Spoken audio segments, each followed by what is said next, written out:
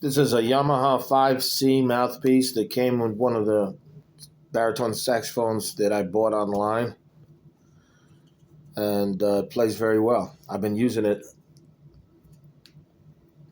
on probably the last 40 videos or so, and I use a Lavaz medium hard baritone sax reed, and when I put it on the table of the mouthpiece, I make sure that it's flush to the tip, not higher or lower.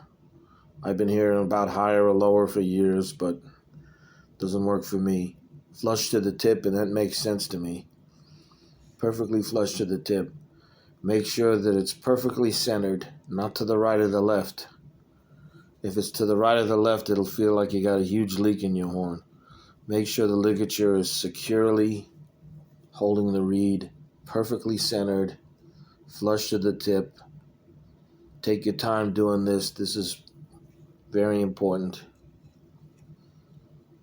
When I was in high school, I was never afforded the luxury of having my own mouthpiece because I never took private lessons. Didn't take one private lesson in high school. Always used the school mouthpieces. But it makes a huge difference. Got my first mouthpiece when I went to college for music. Had to take a train in New York City to get it back then. These days, it's very easy to get a mouthpiece. But for $50, you can't beat this Yamaha 5C. And I've been playing it ever since I started buying these horns online.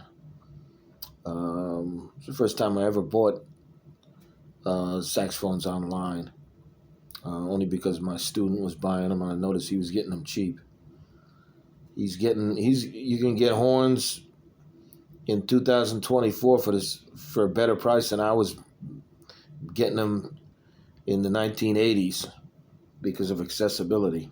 Because back then you either had to see an ad in the newspaper, or you had to go to a music store and get your horn that way. It was different. Times have changed. Make sure when you put your mouthpiece on the neck that it's close to A440 as possible. The baritone's not going to play right, sharp or flat.